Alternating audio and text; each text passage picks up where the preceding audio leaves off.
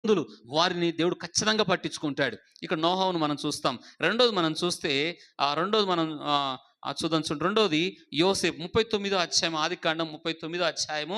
పాపము చేసే స్థలములో కూడా పరిశుద్ధంగా ఉన్నాడు.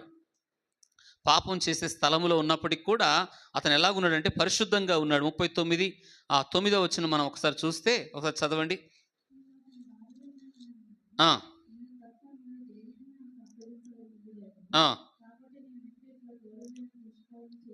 చేసి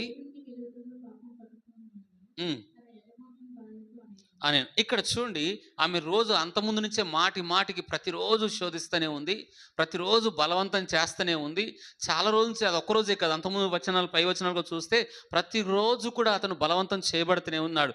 పాపం చేసే అవకాశాలు ఉన్నాయి. కాబట్టి ఇక్కడ చూస్తే యోసేపు పాపము నుంచి పారిపోయిన భయభక్తి కలిగిన వాడు. భయభక్తి కలిగిన వాడు ఎవరు అంటామంటే, ఇక్కడ పాపం ఉన్న చోట కూడా ఇతను పరిశుద్ధంగా జీవించాడు. ఒంటరిగా ఉన్నప్పటికీ దేవునికి భయపడే మనసు ఎవరికైతే ఉంటుందో వారిని ఇక్కడ చూడండి, ఎవరికి తెలియకపోయినా, మన జీవితాలు ఎవరు చూడకపోయినా దేవుడు చూస్తున్నాడనే భయం. ఎవరు చూస్తున్నారనే భయం?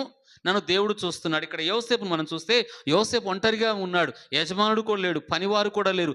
ఎవరు చూసినా చూడకపోయినా మనుషులు